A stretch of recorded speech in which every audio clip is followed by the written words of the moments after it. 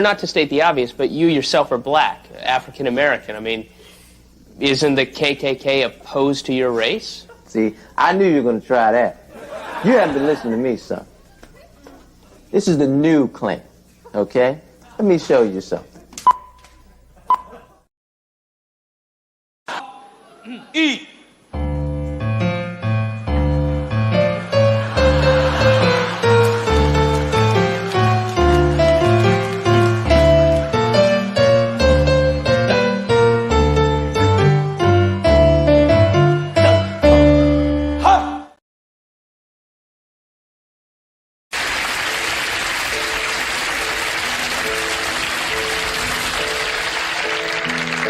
She used to save the darndest things, rubber bands and bits of string.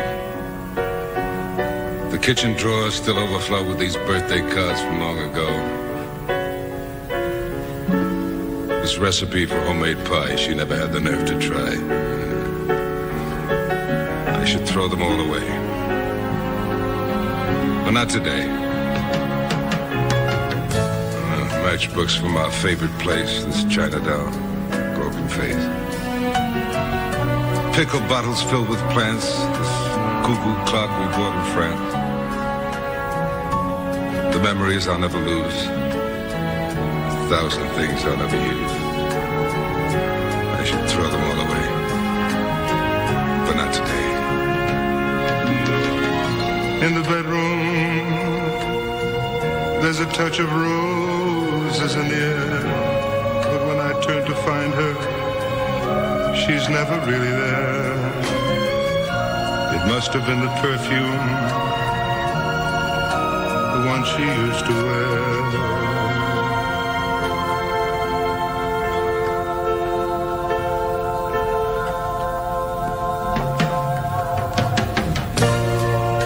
House and Garden magazines and these half-filled jars of jelly beans.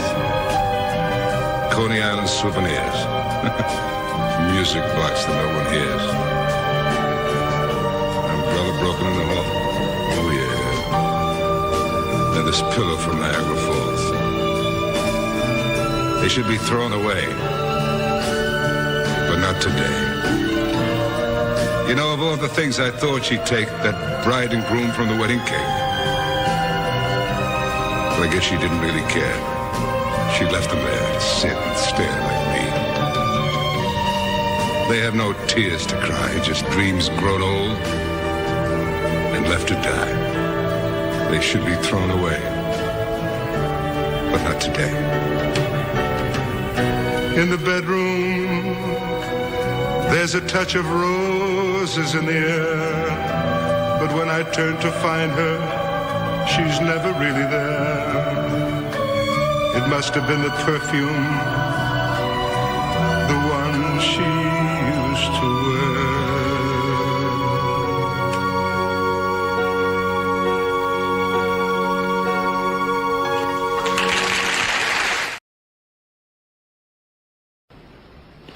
Okay. To answer your question, Natalie, the board of directors was a little concerned that we didn't have a back-to-school drug or Christmas drug. We didn't have an International Women's Day drug. Exactly. So, I tried to remind them that when I invented stummies... Oh, stummies, yes, Don. Thank God that you did. It took both time and effort. But unfortunately, the board takes a narrow view, and in their own narrow way, they think that the company is losing money, which in fact we are, but again, I think this is the narrow view. Well, damn them, Don. I mean, what the hell do they know? What do they know? Thank you. Well, they're insisting that we cut our research outlay by 60%. Of course, I told them to fuck off. Good for you, Don. But then, out loud, I said I'd consider it. Of course, Don. Exactly the right thing to do. Play with them. So, where are we with that, Marv? With what, Don? Our restructuring plan? You mean the thing that you just mentioned just now? Yeah. Oh, we're on top of that, Don. Good. Dude, you don't have to be ashamed or anything. But I'm not a fudge packer. Then why are you packing fudge? I'm not. I'm a very busy actor. I'm just here trying to get away for a weekend and do some fly fishing. Dude, you are in a fudge factory packing fudge. Oh, that does it. I will sue you. For what? You can't just call somebody a fudge packer and get away with it. Hey, is that fudge packer Tom Cruise? What the hell is this? This is the bill that will convert the State Hospital for the Insane into the William J. Lepedemain Memorial Gambling Casino for the Insane. Gentlemen, this bill will be a giant step forward in the treatment of the insane gambler. Yes, bravo. Beautifully put down. Power, profit, and passion. Offer limited to God and godlike deities. Get very excited and speak in tongues. Bob, actually, that's a stage direction. I think you're supposed to, get all excited and blah, blah, speak in tongues like that.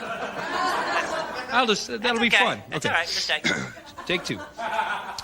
Offer limited to God and godlike deities. Bingo, that was the one, Bobby. That was great. All right, now let's knock these other ones out, voiceover king, before we go to lunch, okay? All right. Yeah. To win, you must be 18 and come in first place. Great, moving on. Offer expires now. Zippity-doo-dah, next. Not to be confused with the disease, cancer.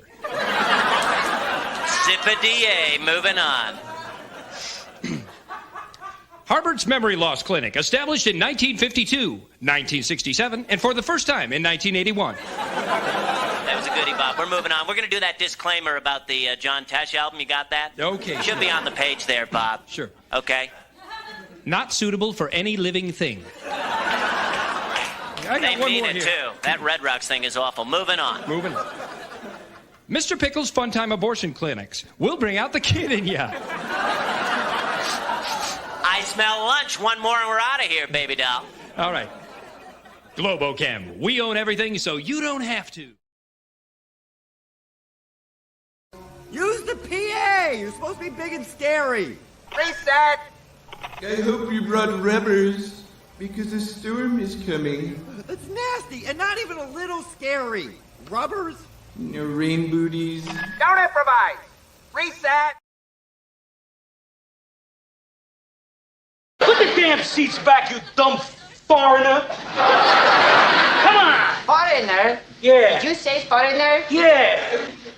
For you. What's that mean? Means this. You better smile when you do that, buddy. Oh, yeah? Okay, pal, mull this one over. Oh, all right. I accept your apology.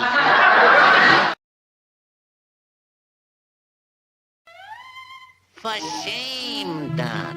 Hunting rabbits with an elephant gun. Elephant gun? That's right, Doc. So why don't you go shoot yourself an elephant?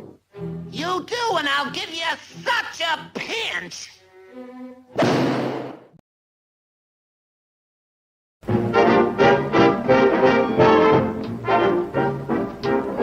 We're going to start our volleys. We hope you like the show. For everything is ready. We're raring to go. We'll give you all the latest songs, and then it's full of them. We're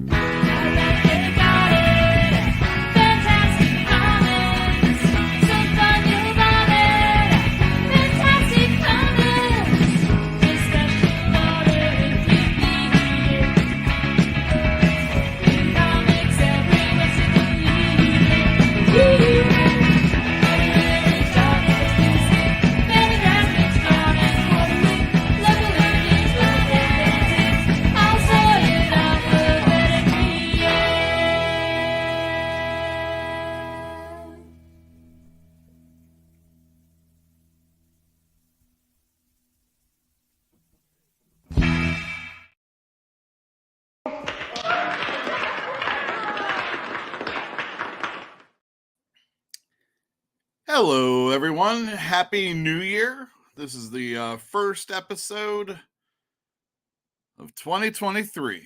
Every Tuesday at 8, we air live, give or take a few. Fantastic Comics presents your show about comic books and everything from a store owner's point of view, from a store's point of view, which is separate than the store's owner who's a fan of comics. And they're all me, Yule. I own Fantastic Comics in Berkeley, California. That's what makes this show different than any other one that's on YouTube. We're live.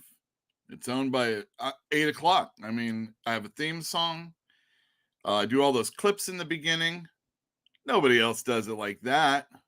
So come on over and like tell a friend. And we're trying to get over like 1,000 subscribers, I think it is, so that we could be monetized. So I can make this even more worth my while.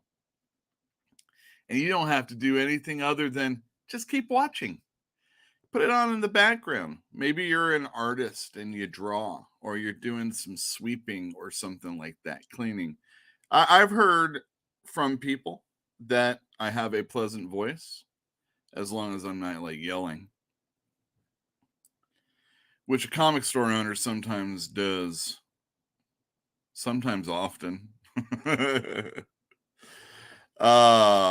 a frustrating job owning a comic store, but it's rewarding because everybody that comes into the shop actually likes the thing that they're coming into the shop for. I mean, we all like eating, but do you really get jazzed to go to like, the grocery store? You have some time off work and you're like, oh, I'll go to the grocery store. That's fun. Or you could peruse the shelves of a comic store. There's so many books out there. There's so many companies. There's so many different genres, but not exactly the one that you liked getting in that was specific to that one thing. So don't get your hopes up. I'll just try and direct you to another thing that is somewhat similar, or, maybe from that person who's doing that book. We're going to be looking at some comic books that are coming out tomorrow. Unfortunately, it looks like I will be getting my diamond shipment tomorrow. So things from Image like Magic Order and Spawn, which when we look at the new comics, you'll see those pop up.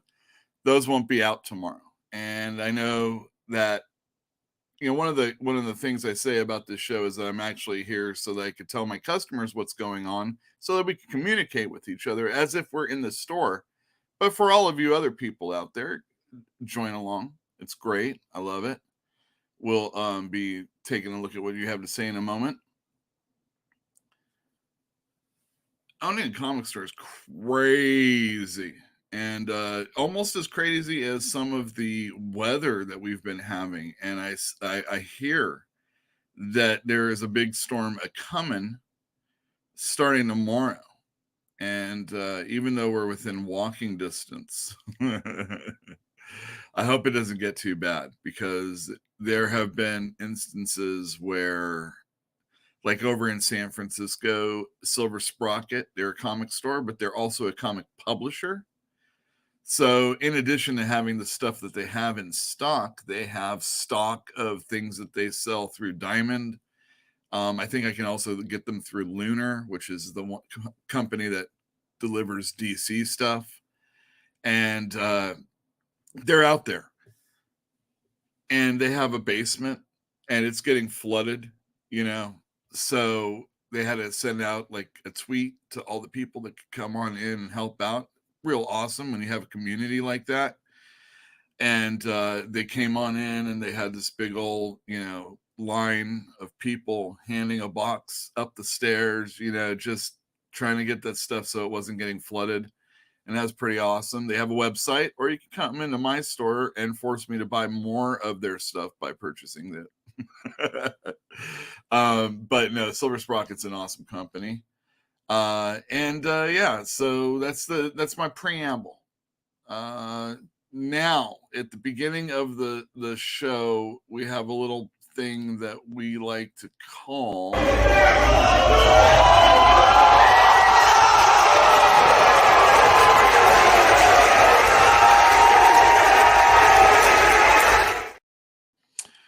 the Wrestling Minute. This show also talks about, we talk about the things that I hear in the store, and one of the things I often talk about is wrestling. I called it. Just want to let Bruce Miller out there know that I did say that Charlotte would be taking that. Well, it was a little more questioningly. Charlotte Flair came back and took the belt off of Ronda Rousey. That was the thing that happened. Tonight at like 1:30 in the morning, there is going to be a New Japan show called Wrestle Kingdom. And that's the one we've all been waiting for, to see what happens with Sasha Banks. Actually, no longer Sasha Banks, just her real name. Supposedly she might not even be wrestling. So like, I really don't care. Did you hear about that football player, Damar Hamlin? I was really psyched to watch that football game last night. And he took what, when you're watching football all the time, you may get desensitized to some of the hits. But this didn't really look like one of those crazy. I didn't go, whoa, or anything like that. There's times when you're like, oh my goodness gracious. And as I've gotten older, just falling down, watching videos of people falling down hurts me. So, I'm sensitive to it. Nonetheless, he got up after tackling a dude. He was tackling a dude who was running into him. It's football. And he took it pretty much on the chest, and he stood up and then immediately collapsed, falling backwards. And they had to actually stop the game. Like, they stopped it. For like 50 minutes, he was on the field, and all the people in the stands were like, what the F? This is crazy. Everybody's surrounding, and it was just a horrible moment. Everybody went to Twitter and social media to say their prayers and all that stuff. Certain people said things that were like it was a crazy time. People were very emotional, and they don't always read everything. The headline isn't always the important thing. But yeah, I'm not trying to make light of a horrible situation, but it reminds me, when the WWE had that situation with Owen Hart, they let the show go on. It must go on. You don't leave the fans on. You don't let them go on that. Plus, I guess they had an ambulance to take him away. I don't know. Like, he was alive. He wasn't alive when they took him away. Chris Jericho donated money to Damar Hamlin's. There's like a toy fund or something. It's a GoFundMe. It's not even for him necessarily. It's just he's a real giving individual. And Jill said that she saw the post where he misspelled his name. He put $5,000 down and misspelled his own name. He misspelled it Crust Jericho. And and then he put in another 5,000. And then he got his name right. But nonetheless, the $10,000 got made that way. I think Chris Jericho makes sure to always split up whatever money that this is just my belief. He splits up whatever money that he's going to, send in. I don't know, send in 10,000, but he always does it 5. He splits it in half just in case, he has a typing error. And I like to believe that. Anyway, good on him for doing that. And that's your Wrestling Minute.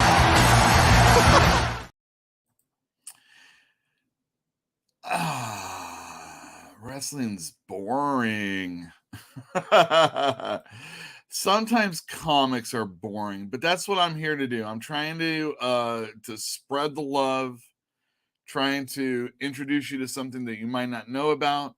Maybe explore something from the past. Sometimes people like that. It's an everything show. And I want to thank everybody for coming on in. And I'd like to say, we didn't come to borrow any money. We didn't come to borrow any dough.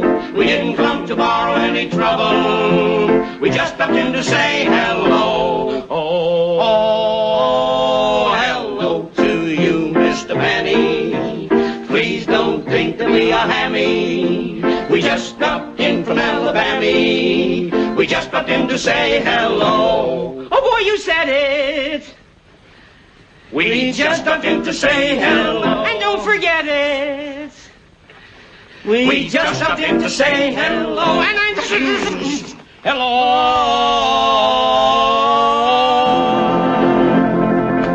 Hello.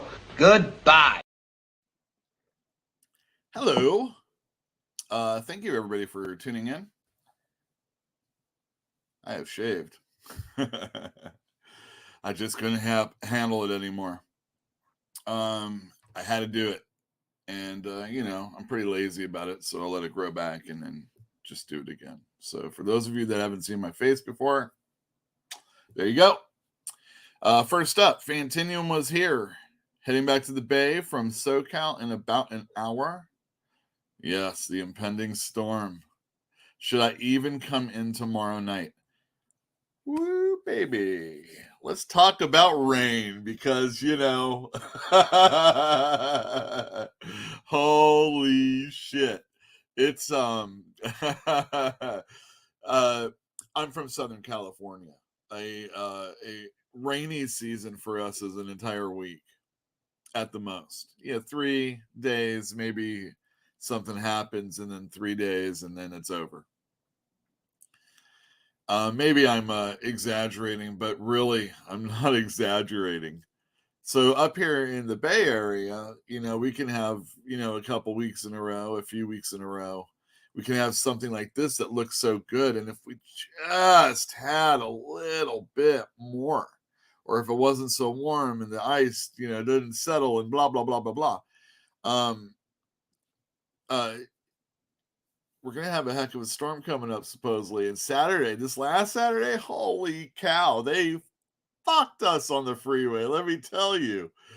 I'm coming home. There's Grand Avenue, and then there's 150th Street. And I get off on 150th Street. And you know how you get in a grocery line and you're like, damn, do I stick here or do I go over here? Or, one's longer than the other. And you don't really notice it at first, what's going on. And just as I was getting to Grand Avenue, I should have realized. In fact, I did realize it. And I was like, nah, I'm not going to risk it. I'll just see what's going on. One stop. Half an hour later. Half an hour? Was it? It might have been longer. I should have called Jill to, they halfway through Grand to 150th was when the first sign showed up saying you should merge. And everybody in 4 freaking lanes had to merge into the exit, and there was no traffic going on afterwards. So it was pretty crazy. There were some cities close by that had some flooding. Damn. Nothing like, when you see like the disaster situations as far as I know. But yeah, so get home. Oh wait, not that one. Comments is what we're doing. Dun, dun, dun, dun, dun. Doc Post-a-Lots here. Hello. Oh yeah, and you're watching on TV. That's awesome. We watch Red Letter Media on YouTube on TV. Wait, recipe for homemade pie. Did I miss something? Oh, the telly. That's right. Battle Buddies here. What happened to? Oh, damn! What happened to Hawkeye? Indeed, Jeremy Renner. Who hasn't heard this by now? I'm sure. He's like a Harrison Ford type of actor, and it didn't go well with the snowplow, and I guess he crushed a leg, maybe both. Holy cow. I was listening to some sports radio, and that was like the only thing they were talking that wasn't about DeMar Hamlin. And they were talking about this, and it was yuck, not a good thing. Yeah, that's a bummer. Although I've heard he's a jerk, so I don't think a jerk. I mean, yeah, just being a jerk. Come on. Yeah, Jill, we haven't heard that whole song in a long while, and that's the first time I played it long on the show. So we'll see. Wait, oh, and Fantinium's here to update us. He goes, crushed his legs, just got crushed, and his legs got messed up. 2 surgeries. I saw the picture of it. Yes, sir. LK is here. I leave California and now it starts raining. Well, we're doing great up here in the Bay Area because the 49ers are kicking ass. With Purdy, our boy Purdy. I agree, Mr. Show was indeed awesome. Thanks for coming by. Battle Buddy, doesn't Hawkeye have a crazy collection of? I don't know this. He's an outdoorsy or woodsman kind of way. I was joking about the Harrison Ford, but he's like carpenter, like, you know. Obviously, he's Jesus. Oh my goodness, girl's 18. I'll have to do something about that. Maybe Jill can help me with that. Yeah, Jill. It doesn't matter. You know what? Hey, guys, sex sells. Bring on your bots, people. We need it. I don't think I can do OnlyFans. If anybody's interested in just throwing money away until I'm able to get a subscription bar on this YouTube, you go to our Patreon. Everything's Fantastic Comics. Let's see. Wait, he started to be a jazz singer, and then he was in Hurt Locker. Well, of course you gave him a pass in Hurt Locker. Hoorah! Oh, that's the wrong. Sorry. Jasper Plan 9. Hi, how is it going? Oh wait, hi Yule. Let's do me instead. Oh damn! Talking Soul says it's supposed to be a blanket rain, not as concentrated, and also digs Magical Beatdown Volume 3. Yeah. Oh, and as far as the heart condition, there were, just get a little political on you. I'm not even gonna say who.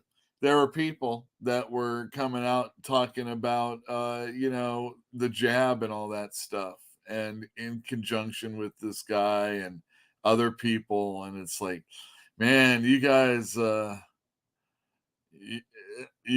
real. I mean,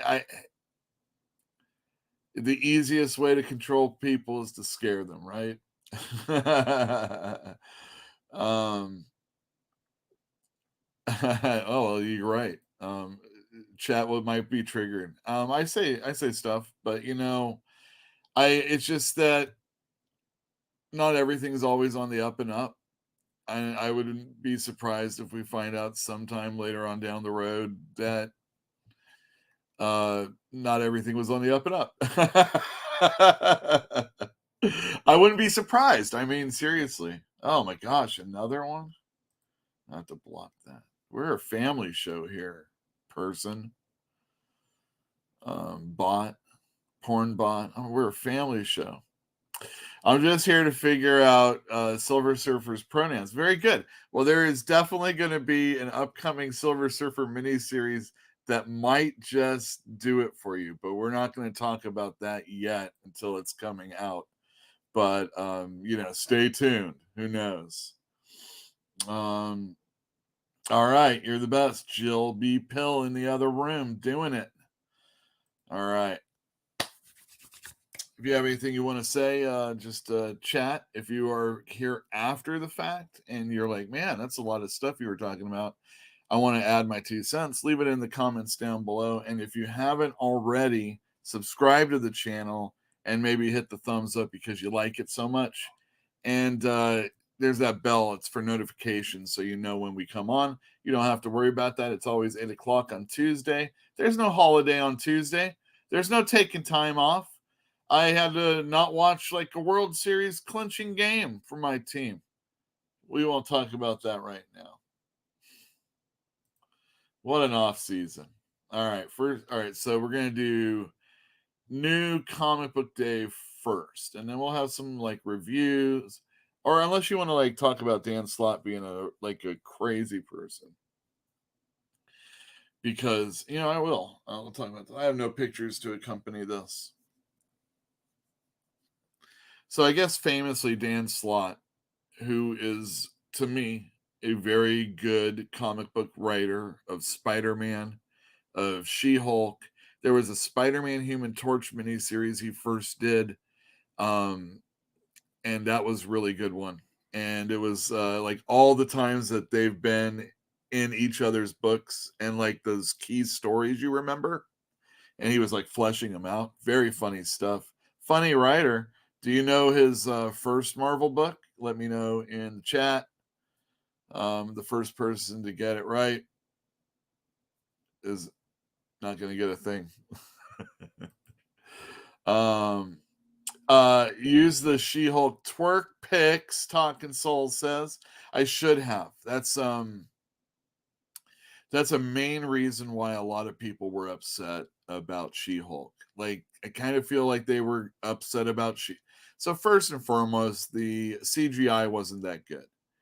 And it looked really bad when you first saw She-Hulk before the program came out. And I'm sure they tightened it up a bit. Me, I have a problem with just the very first episode. I thought it was trash. Just the worst thing I ever wanted to see. And not necessarily for all the reasons why people picked it apart. Her kind of dressing down Bruce and saying, I'm a woman and I've been catcalled and I know about anger issues and that's why I can control. And I don't care. I don't care. That's fine. You know what? I agree. All the shit you got to go through. I mean, Bruce was being like beaten up and watching his mother get fucked up by his father, and has some crazy PTSD shit that they never talk about because, fuck the Hulk. But whatever. I don't have a problem with that. It was just a poorly written show. They totally ignored all sorts of stuff, and they break the fourth wall as they're breaking the fourth wall. And I just have a real big problem with it. And even though there's more episodes to go, just the fact that they don't even vocally represent what might go through, forward is problematic. And it wasn't funny, even when it was supposed to be. And I don't really care about a CGI She-Hulk twerking because, I think the twerking thing that's cool about the twerking is that it's a person doing it, right? Maybe I'm wrong. Talking Soul's right. Ren and Stimpy. But Dan Slott likes to stir the pot. He's famous for doing that back in like message board days. He even got caught being another person as he was like defending his idea as Dan Slott and all sorts of stuff, and has gotten involved in all sorts of crap. So, he's a comic book writer. Zing. Or he's a human, whatever. But he's a social media person. Disney, so you can. Here, let me do this. Here are some of my favorite YouTube channels that I go to, and one of them is Comics by Perch, and he addressed this in a more like 12-minute video, talking about Dan Slott. But he's a guy who just kind of like stirs shit up. And they did a Disney Plus. They did a at the Marvel offices episodes, and one of them was featuring Dan Slott, or one of the segments was featuring him, and it was supposed to be playful, but what it was doing was actually exposing what goes on, and what goes on is Dan Slott doesn't get his shit done, and he's on fucking Twitter all the time. Isn't that funny? You've been funny, and I like your writing, and your Iron Man I didn't hate like other people, even though it sucked, and your Fantastic Four was mediocre. But he's on Twitter yesterday. I'm like, why am I seeing Dan Slott on my? He blocked me. I said something shitty about his stuff. I think I might have even added him. Jerk move. Totally blocked me, and now I'm not blocked by him anymore. So now I see his stuff, and I'm like, oh man, if I respond in any way, I think he might block me, and that might be good. But like, I don't want to get into it because like I'm New Year's resolution or whatever, I don't do that. I try and just, if I can say something snarky and not horrible. I try and do that. I try and be informative on, social media, and, just kind of show things or say what I like, not usually what I hate. And I know a lot of, social media is like that. A lot of YouTube is like that, but Dan Slott's out there saying She-Hulk is the most comic accurate. I mean, this is right off the bat. You just know, no matter what he says later, he's definitively saying She-Hulk is the most, and then comic accurate representation on screen. I don't know if he said TV or film. I can't remember.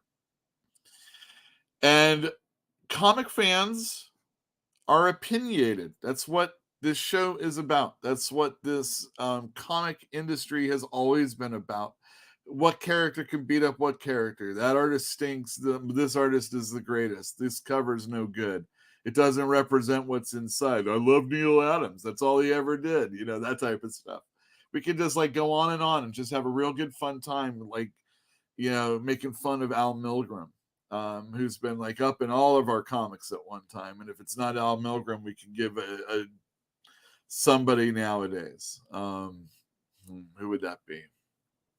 Oh, I know. Scott Collins. How's that? Dan Slott's a nutbag. He's inviting this. And then he went on a big old block spree. Everybody was saying, you're crazy. I responded to someone else instead of Dan Slott. This person said how horrible the show was, and he even liked the first episode. And I had to take offense. I took offense to that. How do you get to later episodes and say that those are no good, and you didn't see it from the very fucking beginning? That's a shitty goddamn show. And then one person's all, great show.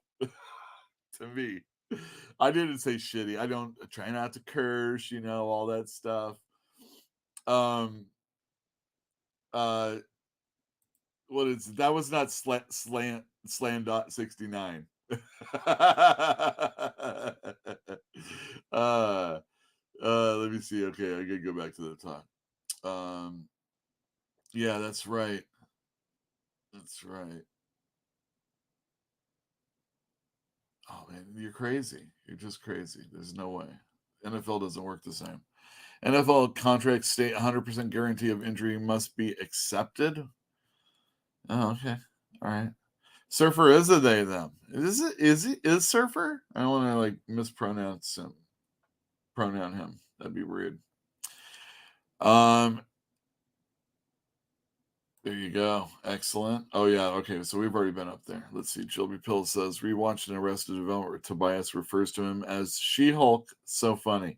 As I wish I was a She-Hulk. He always references himself as more feminine, usually a woman. That show is rife with misgendering people for funny. And I think it's funny. I always thought that was funny, and I understand it's not.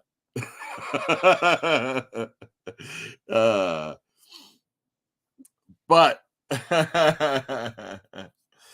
okay, so Slan dot is not 69 is not Dan Slott. The Liefeld tweet is good. Make it Liefeld-fieldish. Okay. If you're blocked, do you count as a follower? I don't believe so. That dude's just crazy. He came out and he was happy the fact that he said that he was blocking all these people. Oh, I just had to do it. And there's this meme. I know we all know memes, and it's really stupid to explain one to you. But it's basically someone throwing shit over a wall, and then when it gets flung back, they're screaming abuse. And Dan Slott's that way, but he blocks you. And I'm not. So then, since he's taking happiness in the fact that he's blocked all these people are out. This is how it always goes. So stupid. People take happiness in the fact that they are blocked by Dan Slott, and then they post that. I think I might just say, hey, Dan, can you give me a block here? No. Well, I mean, he would have if they said something he didn't like, potentially. Usually, people that are followers are usually sycophants of a person, or it takes a long time for me to realize that they weren't that cool, or that I shouldn't follow them because I'll be ostracized from all these other folks I don't know. Oh no, people I don't know won't like me. This will be horrible. Watch my show. You can you don't have to follow me and you can hate me all at the same time. Yeah, kind of. He just needs publicity, Jill says. Wait. That would be funny if I blocked you. Sounds like he just needs publicity. It kind of felt that way. His book, you know what? That's great. On that note, let's talk about some new comic books that are coming out tomorrow. And like I said, there's a banner here. It's all about subscribing and what you should do if you're going to be sycophants of mine, of this show. Make sure to do all this stuff. The only PayPal's if you want to drop a donation that doesn't get put on Patreon. We have a Patreon. Our Substack is free. You should get it. There's funny stuff even if you aren't a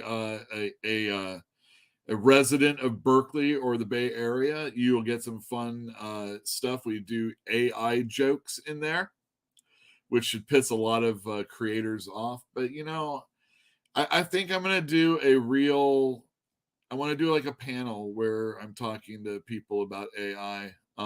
Maybe we'll get that together because I have, Fantinium was going to joke about deep faking if he wasn't driving. And I do have a problem with that. And I mean, obviously there's a lot of things that, you take a look at AI or even when you were doing like the NFTs or, even your cell phones, these are things that I like. Not necessarily, but I mean, these are things people like. And I'm saying I as a royal I. These are things I like. And, unfortunately, I do care about my dirty water outside my house, but I need to have my cell phone. And, there's all sorts of, I need my NFT. I need my AI. I need my my Spotify. There's people getting fucked when it's legal. Okay. So let's just be real. Excuse me. I'm going to play this commercial while I drink some water. Hi, Pepperito, give me hyper-diarrhea. Hi, Pepperito, give me hyper-diarrhea. Whoa, give me hyper-diarrhea. Whoa, give me hyper-diarrhea. Whoa, give me hyper-diarrhea. Candaritas in it, hyper-burrito. Give me hyper-diarrhea. How can you control what art is? Everybody's standing on the shoulders of geniuses, of giants. Nothing is new. There's only 7 plots, blah, blah, blah. The worst thing an artist can do is actually make money. Because then it's almost impossible for them to want to do it for no money. Whereas up until that moment, they were only doing it for no money.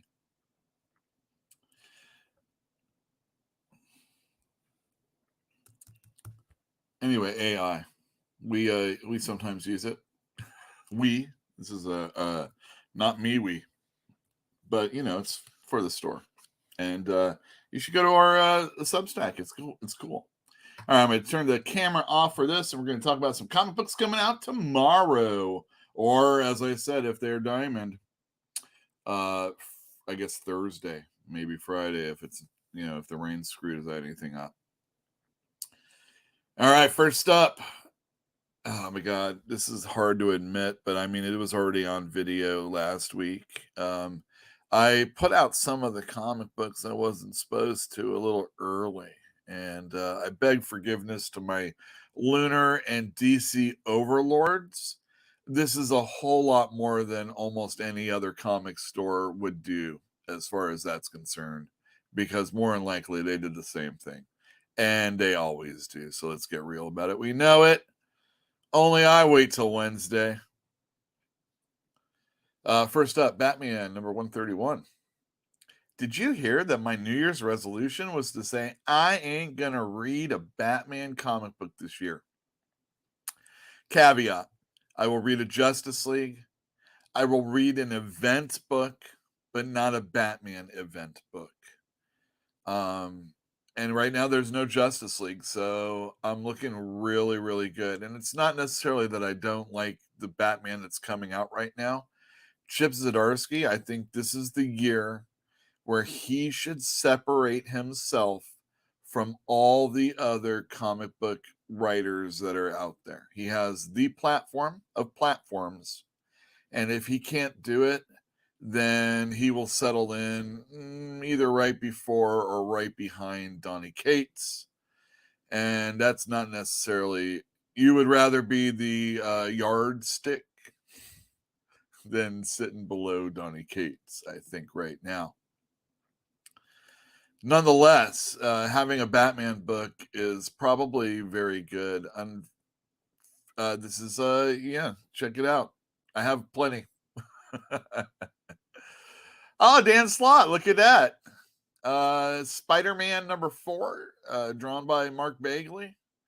This is supposed to be the end of the Spider-Verse. I guarantee this is not the end of the Spider-Verse.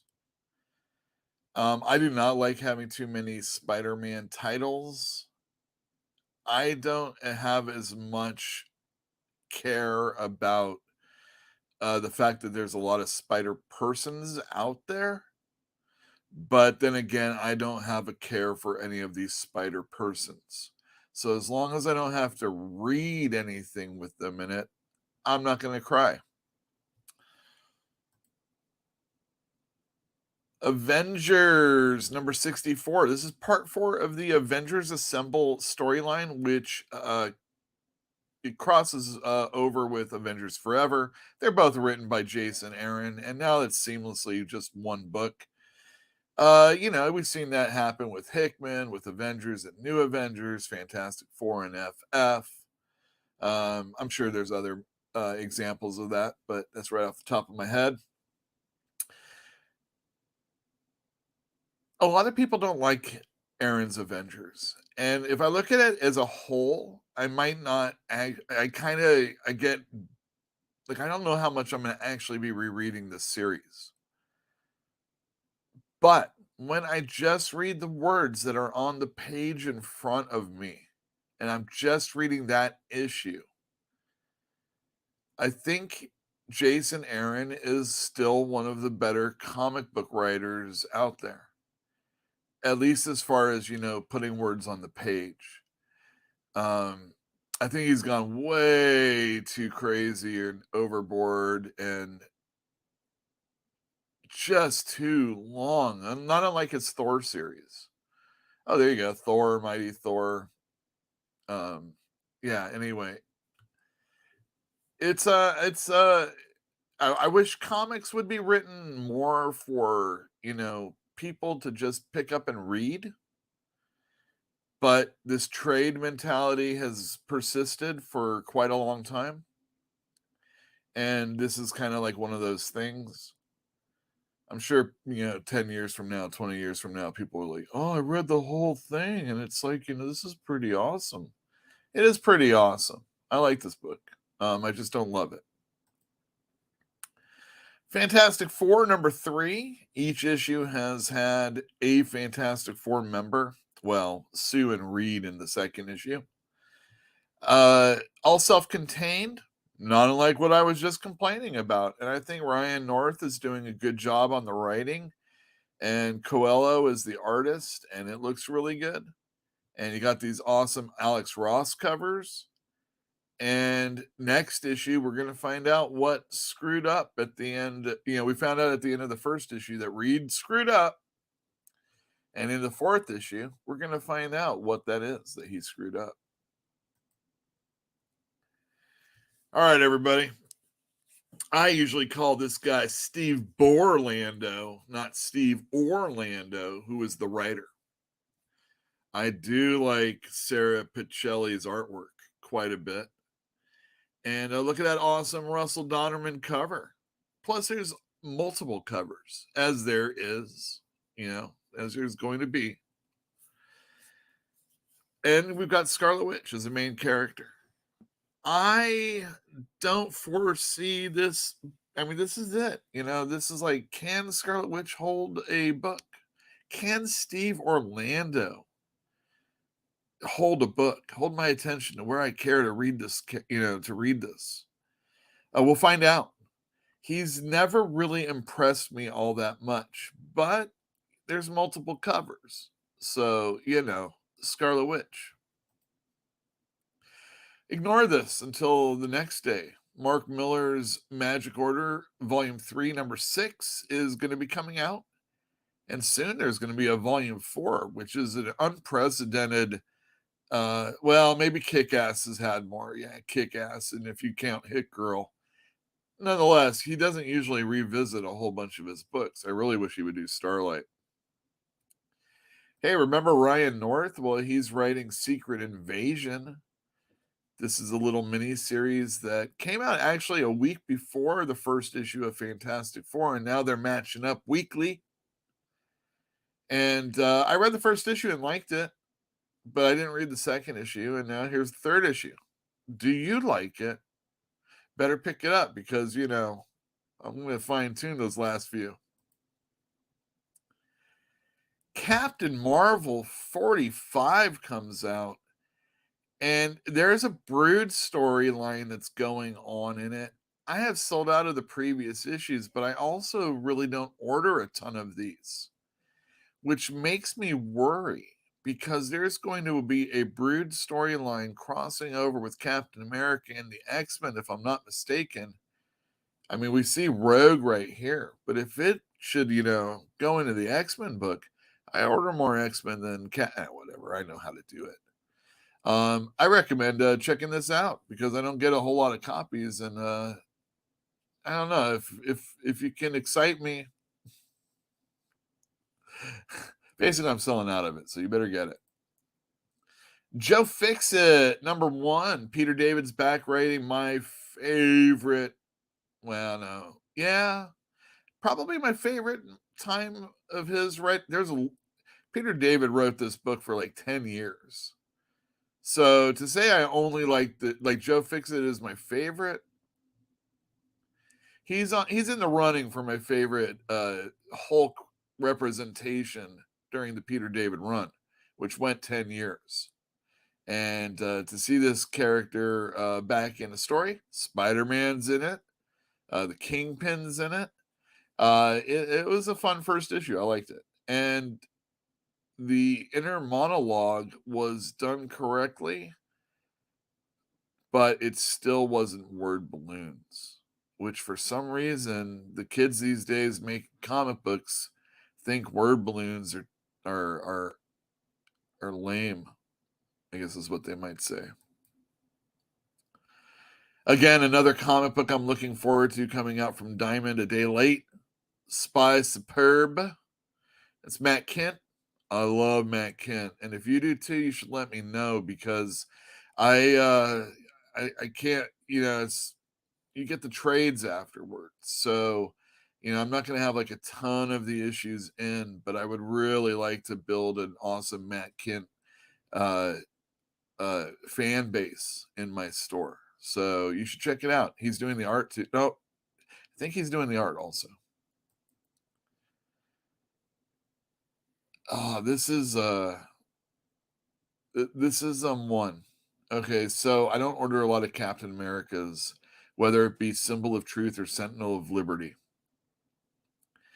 And I might start telling people they have to put on the poll if they want to get it, because I just, There's so much Marvel, and people just don't really seem to be into Captain America right now. I set it aside to read it. I'm glad I'm doing this on the Steve Rogers one because I want to be real. Steve Rogers sells just about as much as Sam Wilson. Now, if you put the book in one, Sam Wilson and Captain America, there's no guarantee I would sell double the books because a lot of the same people buy the same, the two books. So I'm not getting like just a few people buying, Sam Wilson and a few people buying Steve. It's just like it's being sold. So Marvel's strategy is split that shit up, knowing that they can't flush it all down in one shot. And why would you want to when you charge the prices that you do? So I want to make sure I get this to the people that want it, but we should start thinking about whether or not you really want it, because I might not have it on the shelf. But look at this. It has Emma Frost on it. This is referencing the last Hellfire Gala. So if you like that, if you're interested, you should definitely come in and get this. And last but not least, and again, a book that I will not have tomorrow, but the next day, hopefully, Spawn 337. It is amazing that this book is still going on. Congratulations, Todd McFarlane. Congratulations keeping it at $3. He's always kept his comics lower than Marvel, where he came from. And I think that's, on purpose. I mean, obviously it's on purpose, but Todd McFarlane seems like he's one of the guys that really, him, Eric Larson, they really believed in what they were doing as far as, well, maybe I shouldn't give Eric Larson that much credit. What do you guys think in the chat? Todd McFarlane, you can see he does what he wants when he wants, and the only way he was going to do that was to be on his own. He takes advantage of his situation all the time, whereas Jim Lee just kind of took advantage of his people. Just joking.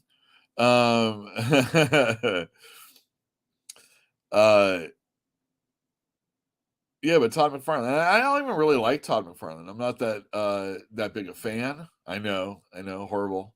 But he wasn't really my favorite artist. When he did like Infinity Incorporated, and that was like, ooh, this is because you're usually reading, even though it's good, and I've talked about this many times, even last week. You got Gene Colan and Don Newton, and you got Jerry Ordway, and a tired John Byrne, or become tired John Byrne. You have all these people that are over at your company, and then you have a guy like Todd McFarlane come in and shake shit up, just like he did on Spider-Man. Doesn't mean he's necessarily good, and I could tell right from the beginning he wasn't very good at laying out a page. But man, can he draw a panel, like one big panel, or as we like to say, a splash page. Or when they used to flip them in the 90s and put it sideways so it's 2 pages, they make one. I bet those are worth some money. Anyway, yeah, I agree. That is a cool cover. Spawn, just on covers alone, are always good. I really like that Berenz guy that does stuff for him. Avengers is unreadable if you pick up a random issue. I don't agree. Almost every issue is self-contained, even though they're part of the bigger story. Just got to read that stupid thing, the preamble in the beginning. Let's see here. Jason Aaron aped Dan Jurgens for his Thor run, and now let me think. Dan, I don't agree totally about the Dan Jurgens one because, well, the one thing I'll say about it is that they definitely tried to instill, they both had to instill the godliness of those characters. But Dan Jurgens, when he took Thor into the direction that he takes him into, and I highly recommend Dan Jurgens' run. Those early days when it's John Romita Jr. doing the artwork, and then when the change in the book happens, Very good. As far as the Earth X Universe Paradise X, Jason Aaron isn't even close to at least Earth X, which I think is like one of the all-time greats. Tonkin Soul says because artists are lazy and don't want to draw with dialogue in mind and placement of it. That might be true. And since, everybody's been reading comic books for the last 10 or something years and they don't see it that way, if you're, let's go back to the Image guys. We know that Eric Larson is a guy that learned from reading Kirby comics, not by, drawing Michelangelo, and sculptures and shit like that. Fine art, if you will. Fine art for sure in Kirby. But there's a difference when you see like Kirby's like sketches and like his real life stuff, and you can see it in the city stuff that he does in Fantastic Four, how awesome he is. But yeah, I mean, if you don't see that type of dialogue in the comics, or if you're always expecting it just to be boxed out anyway, and how much of the dialogue is being done with real pencil anymore, I wonder also. There's so many good programs that you can. I remember back in the 80s when you got an independent, the black and whites, it cost like 75 cents more than the mainstream comics, so they were like $1.50, $2, and then you open it up and in the word balloon is like a typed it looks like it came straight from the typewriter. Yes, Fantinium, drive safe. I hope you don't you don't have any problems with that. And yeah, Jill says it too. There you go. All right, and let's see. Definitely stole Desac the Godslayer to make Gar the God Butcher. Well, it's been a long time since I read it, so I feign a little bit of ignorance. And I mean, what is this? I mean, the way our memories go, and yeah, I hear you. Nonetheless, I know if I was writing Comics Monthly, I don't know, man. Writing Comics Monthly is amazing. But you're doing these long epics and you're saying like I'm influenced by this one thing, or you don't even know that you're influenced. Plus there's a whole Mephisto bit that's going on. So, he's trying to, it's the Avengers Forever stuff that's like, when Avengers Forever came out, they were using existing Avengers characters from timelines that we've witnessed. And Jason Aaron's Avengers Forever, I didn't know we were going to get on Jason Aaron. He's doing Avengers that we know, so Tony Stark. But this isn't that Tony Stark. This Tony Stark is Ant-Man instead. And stuff like that. But I think overall it's still a pretty good book. And I do like reading it because like when I think of like all the issues like piling up, it's like massive, and I like the way he writes. Anyway, that's enough of defending Jason Aaron. What do you think? Do you think he's like above or below? I mean, Donny Cates, a lot of his material hasn't been super hot. I get into conversations with Talking Soul at the store about dude's Hulk, and I'm not really into it. And now he's off the book anyway, and he's off Thor, and I'm going to read the books, but it sounds like that'll be either relaunched or maybe they'll get somebody to come on the book. But if it's not a big person, then it won't be relaunched. They'll just keep going on until they hit that 50th issue, and then they'll just restart it. How jaded I get. It's okay, though. When a comic ends and starts up, it's either a possibility for someone to jump on or obviously jump off. And that's what happens for a lot of people. I don't think, numbers are just numbers. We don't complain when we read a series of books every time they rename it or anything like that. We do know it's book 3, and like, I'm trying to think of a series. I guess you would do like Star Wars novels. They had like X-Wing books, and you read them. And you had like this other set, the Timothy Zahn books, whatever those characters are. And like you don't have a problem that you're reading another Star Wars book with another number on it, with another number 1 on it. You read an author. It's not Stephen King. All his stuff is set in the same place, right? There's no, oh, this happened then, and don't get hung up on it. I don't think it's like a big deal as far as the numbers. I do though. When I was a kid, collected comics, and I would be like, "Holy cow! I want to collect this comic book from the very beginning to the end." I always knew I probably wouldn't ever have Spider-Man all the way, but then I would like look at Defenders, and then I would, oh, that's interesting. And not only that, I could potentially get all those issues, and it's got Hulk in it, Silver Surfer, Doctor Strange, etc., etc. I wasn't worried about the numbers of Spider-Man. I can't get number 1. They had those. This is Spider-Woman, but you get the idea. I read Spider-Man and Hulk this way. And then they still had trade paperbacks back then. They had those treasury-sized books. It was a grand time to be able to read all the old stuff. And it wasn't hard. It was great. And I didn't read every single issue of Hulk. I'm reading in the 200s, when Machine Man first shows up. I don't know who Machine Man is. Maybe there's a book of Machine Man. Just get the comic.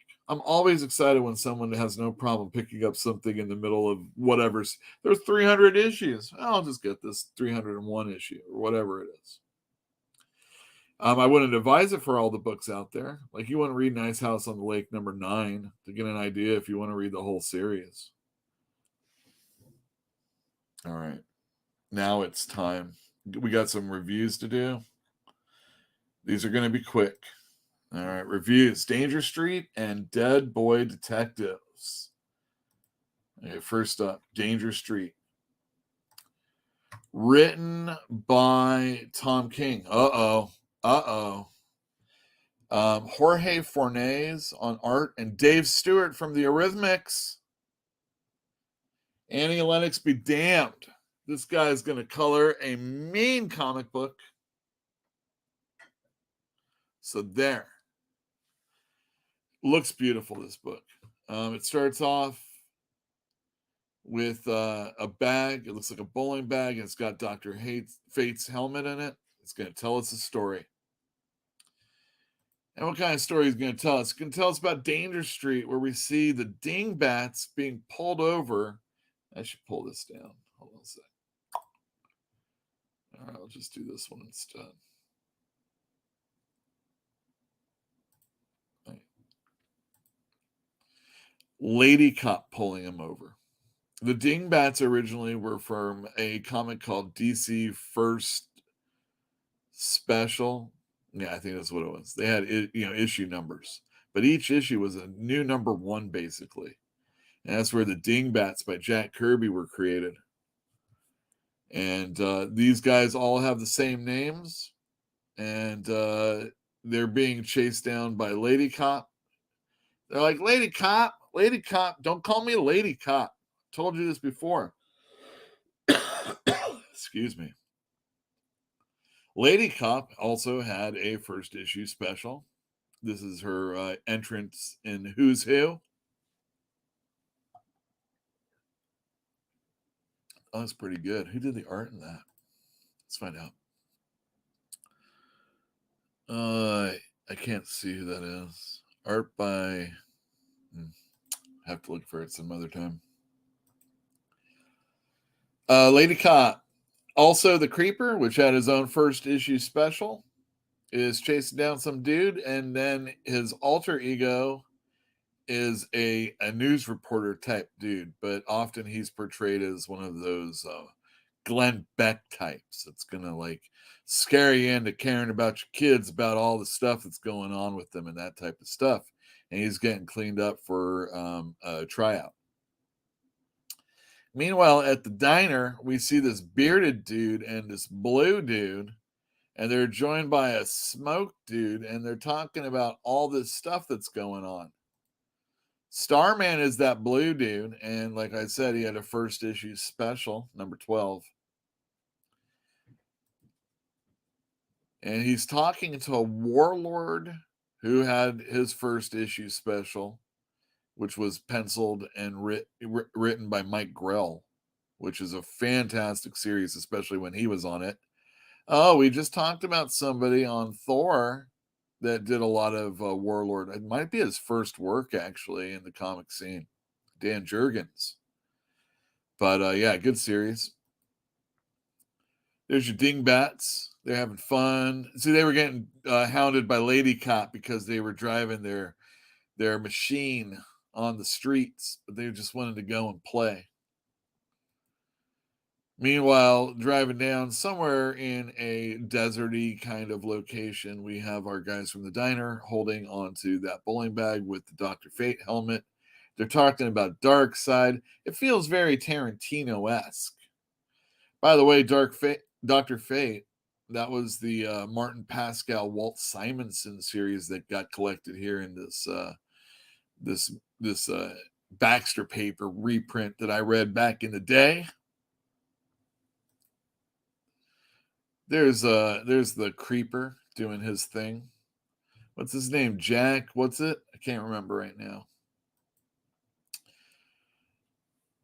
These fools try and use Dr. Fate's helmet to get, like, I don't know, Darkseid to show up. They think they're ready for him.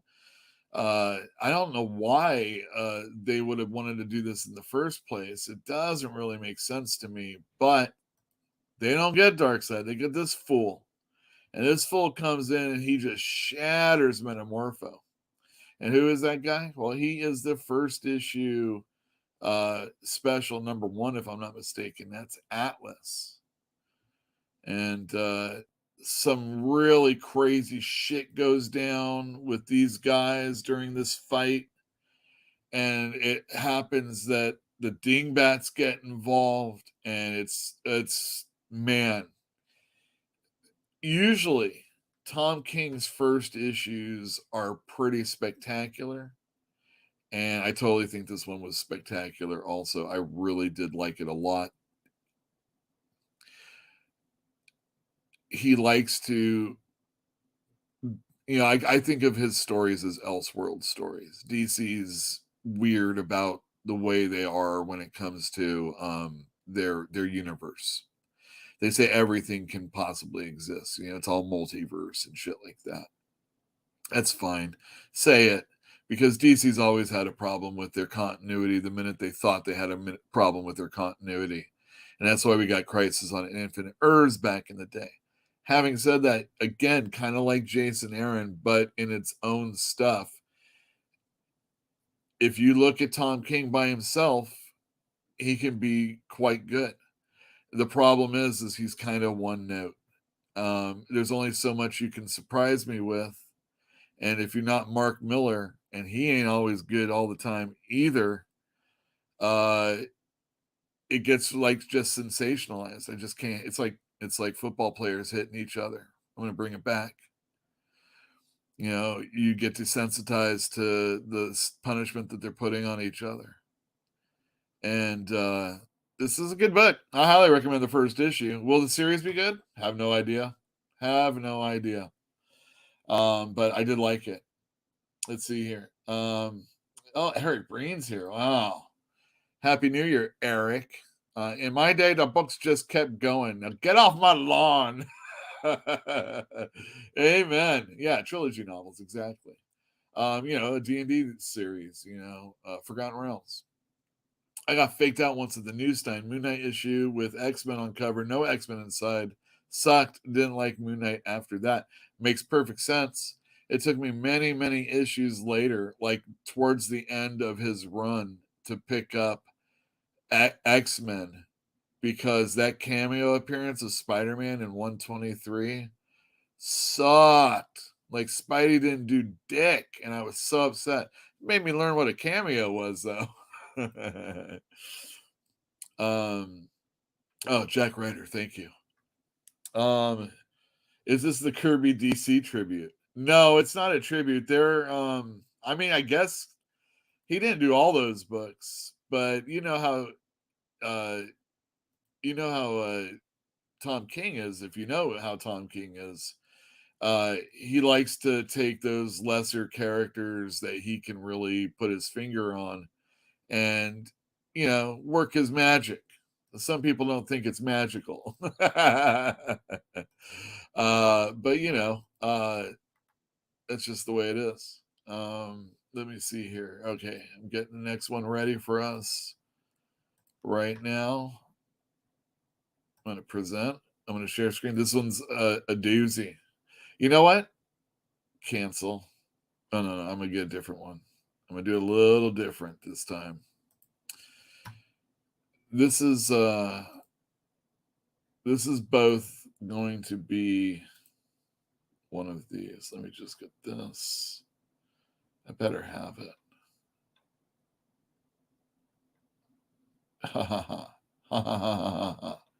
The one thing I don't have.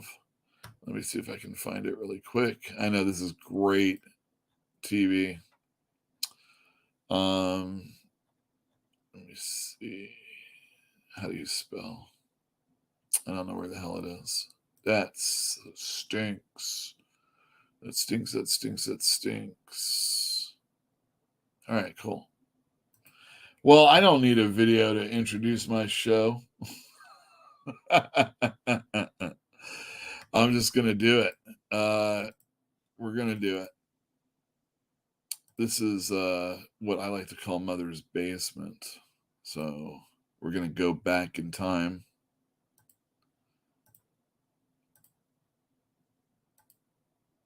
We'll do that one. All right, very good. We're going to go back in time. I'm just going to skip through a lot of it. Just Mother's Basement so you can see the stuff. Issue number 25 of Sandman. Awesome issue. Neil Gaiman was lucky to be able to work with a bunch of different illustrators. Handpicked, supposedly. Matt Wagner, who did Grendel and Mage, or who does Grendel and Mage, is the artist in this. And it talks all about... how did I get to... let me stop my sharing. How did that happen? That makes no sense to me. Let me do this. Let me do this. Okay, one last time. I know. All right, let's see if this works. If this doesn't work, I'm going to scream. Don't worry, I'm not going to scream. All right, Sandman 25. Yeah, chapter 4. That's stupid. All right, it doesn't matter. We can just easily do this. All right. You see this kid? He's dying. It says it's Seasons of Mist chapter 4. I'm such an idiot. So you're reading Seasons of Mist, and all of a sudden it stops in the middle of the story. And, this is kind of like a Neil Gaiman trait. He'll have like a 6 or 7 issue arc, and in between he'll have a story that kind of relates to what's going on right now, but isn't necessarily what's going on right now. He'll have like a Hobbs issue, which is like that guy who lives forever until he wants to die. Or you'll have a Shakespeare story, and so on and so forth. But here we have Charles Rowland, and he's dying in the attic in 1990. They're at a boys' school, and all sorts of stuff is going on that is affecting the world that's been going on in the Sandman comics. The dead are coming back to life. Well, they're not coming back to life, but they're being seen now. And this kid here, who has no pupils, is like trying to help this kid who's not really doing so good. And then, the story goes back a few days. And, I'm not a big fan of that kind of storytelling, but it did seem kind of new back then. And, this is just a big change of pace to the story that's going on in Sandman. And so we see the early days, all the kids are gone from the school except Charles. His father's in Kuwait. Only the headmaster and the lunch lady or whatever she is are there.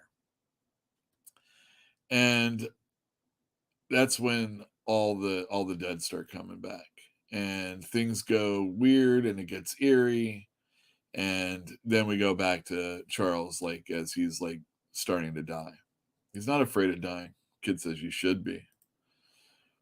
Go back and 5 days ago. This is when everything we see this guy, this headmaster's mother is there, and she starts talking really weird, and she starts talking very very creepy, and the kid runs away. It doesn't run away, but just kind of walks away. He's like, oh, I'm gonna get out of here. And then the lunch lady, she's got like her baby and then another baby also. And it's creepy. And now he runs away. And then we're here back in the attic and he's dying. And then there's the bullies, which I think is what always happens in these boys' schools in England. Because, I've read Neil Gaiman, I've read Grant Morrison, I listened to the Smiths. I read Miracle Man with Alan Moore. And I just know that if I wanted to maintain any kind of life or virginity, I don't want to be in these boys' schools.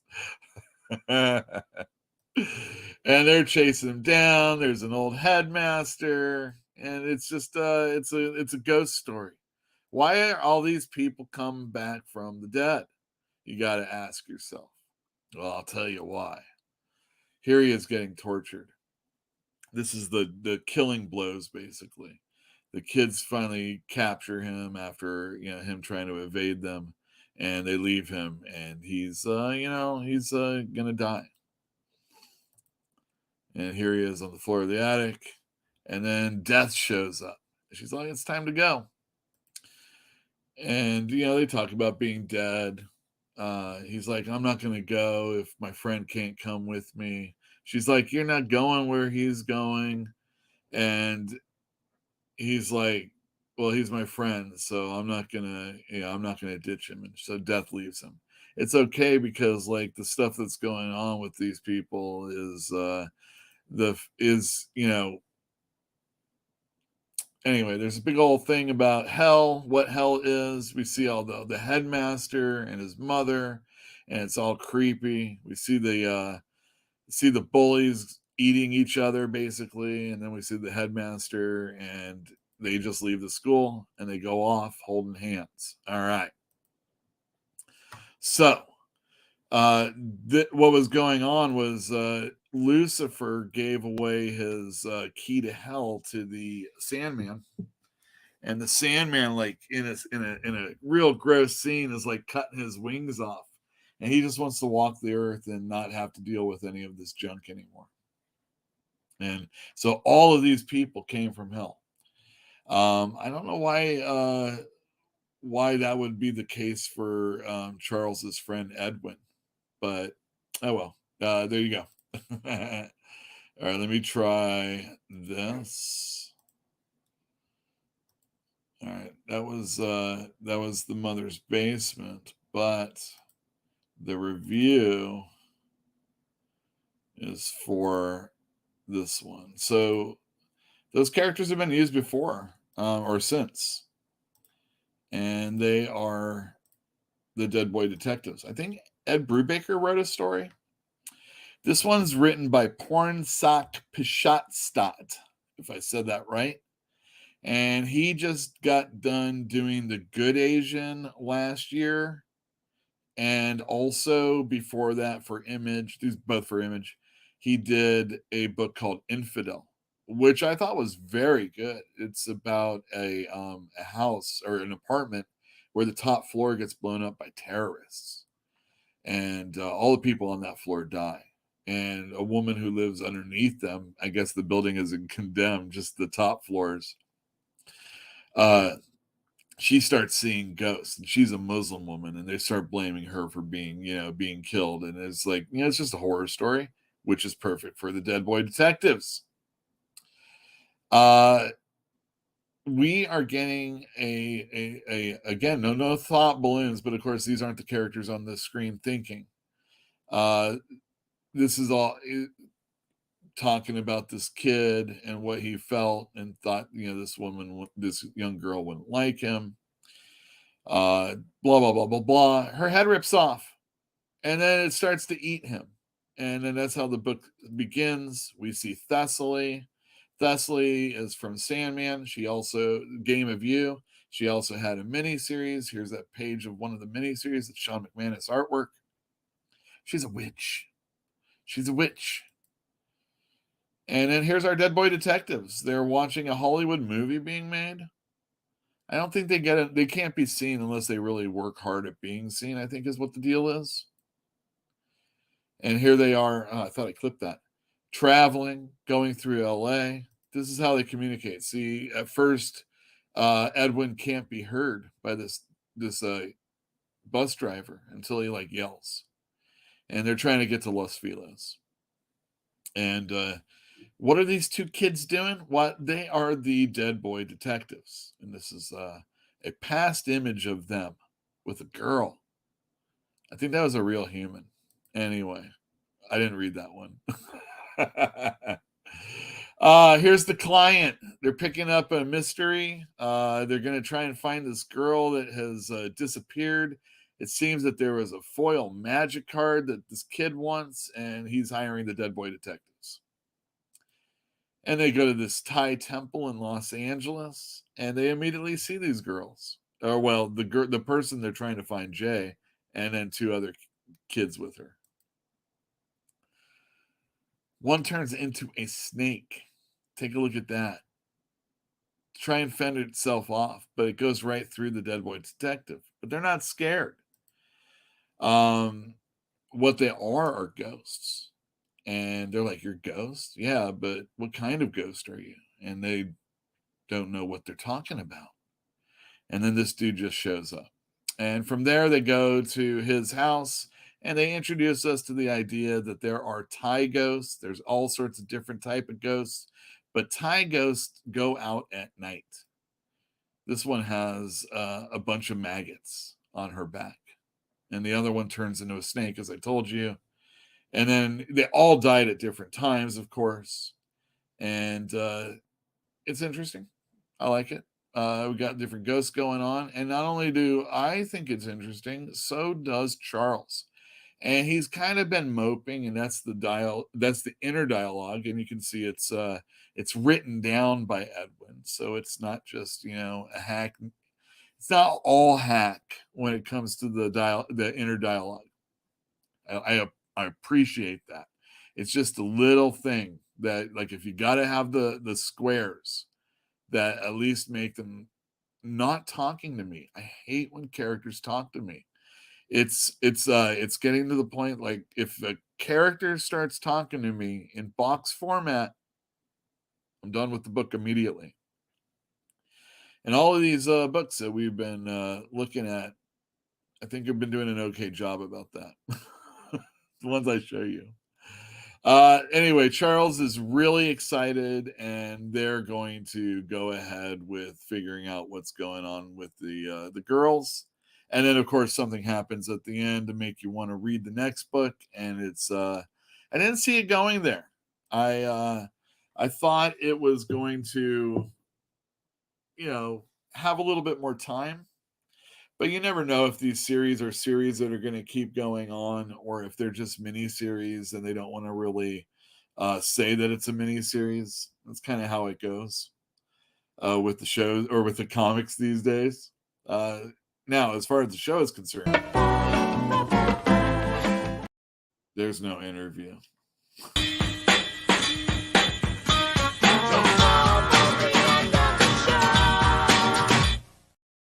Oh, God, I thought I fixed that. Let me try and fix that. Let's just do it right now. Everybody, we're going to just try and we're going to see what happens if I put that same thing up right now. I don't know why. It's like after an hour or something, it doesn't always play. It doesn't play the videos. So it's like, what's going on?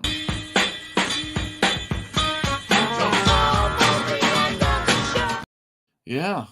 That's almost the end of the show, everybody. And this is the time I like to tell everybody thank you for being a patron of ours.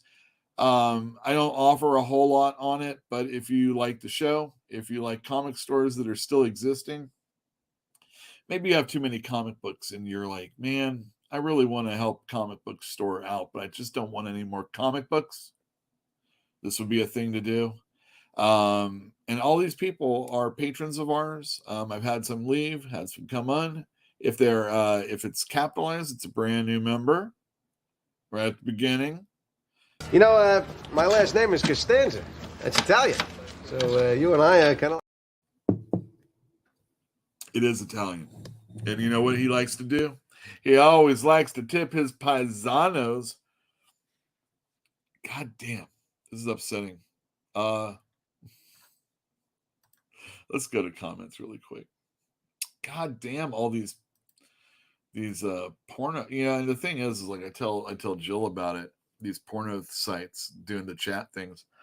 It's not what you're looking at as a YouTube channel, because I watch like professional like sports YouTube channels and they're not doing any of that other junk. I'm not doing any of that other junk. At least as far as like YouTube is concerned. I mean, I hear there's some naked yoga, but I don't look it up.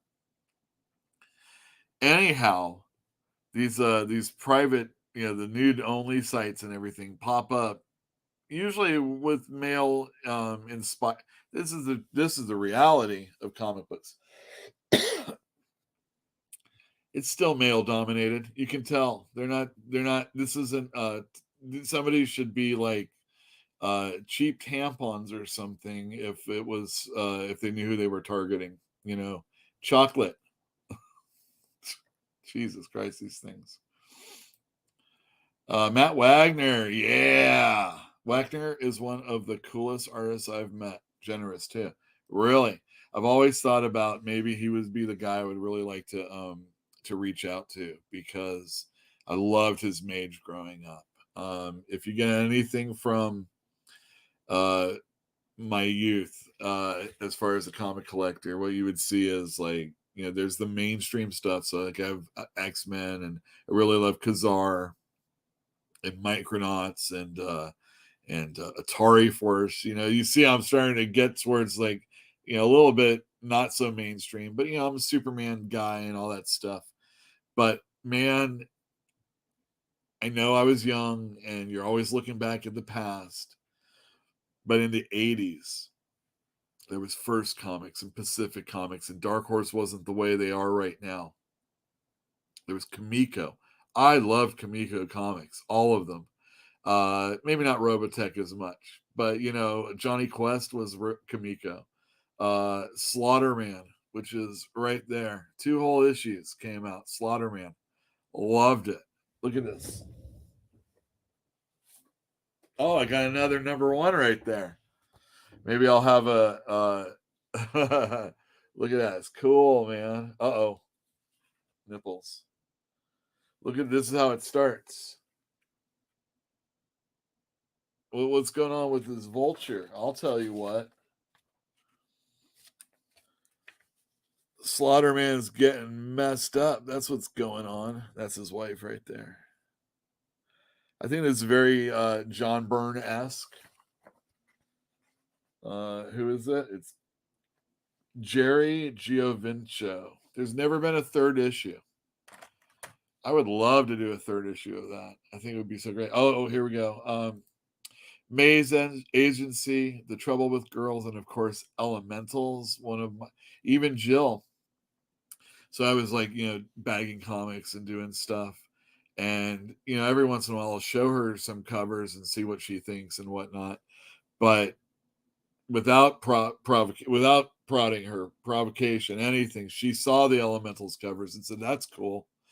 And yeah, they are cool. Bill Willingham is really excellent. I got in a nice little Twitter conversation with somebody about Dungeons and Dragons.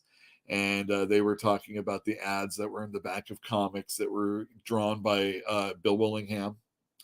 And then, of course, to try and get in the conversation and just, tell some little information, little factoids. I'm like, he was the first person to draw the Drow and the Fiend folio. good little conversation happened from that. Twitter's not the hellhole cesspool that people say all the time. I'm on it. I'm not so bad. I didn't say anything shitty to Dan Slott. That can't be that bad. Or that good even, I guess. Oh, I hesitate to even care about playing this video to go out. If it stalls, I'll see you guys next week. Thank you for joining us. Like I said, hit the bell for notifications if you haven't. Subscribe, thumbs up, blah, blah, blah. Tell a friend. I need to get to 1,000 this year. It shouldn't be too hard, and I'll have some giveaways if I do also. I got some really good ones, but I really need to incentivize it. Like, we really need, like, I need some people make some comments. Goodbye.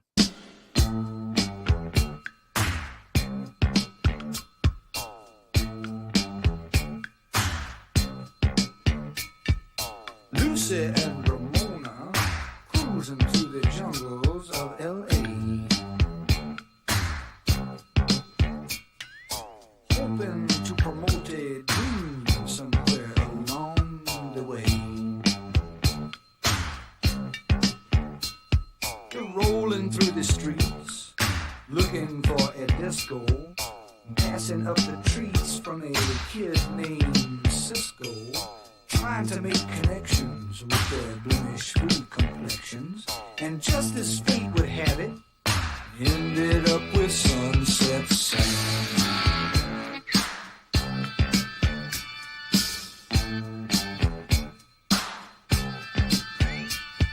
Sam was selling watches from a suitcase on a TV tray. And Lucy and Ramona kept trying to figure out if he was gay. The three of them were standing, staring at each other, when the light behind their eyes blew each other's cover. The ancient code was branded, and each of them was handed a ticket to their kingdom, 'cause they saw their brother Sunset Sam.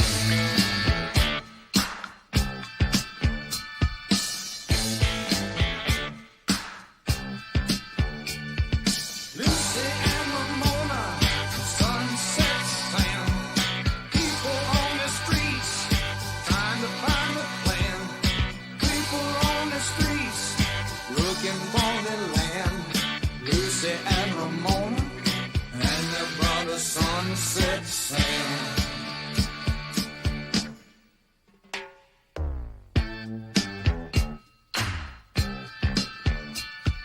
Lucy was from Compton, and she met Ramona at the zoo.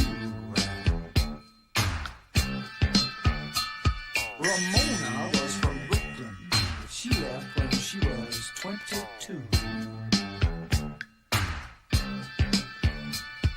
Sam was a native of the Arizona desert, but he split when he was slated for some governmental make-work. Their differences subsided when the common bond was sighted.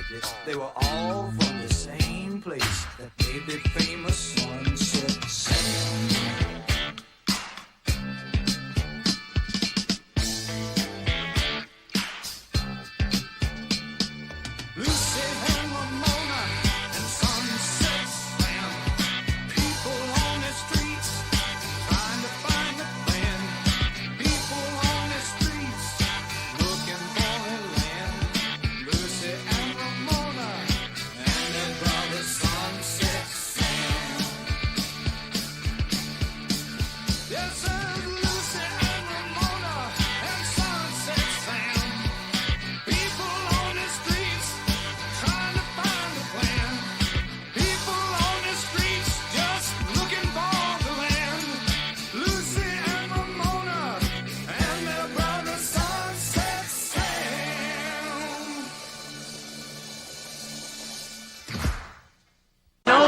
It's late. I should probably just go home. I had no idea.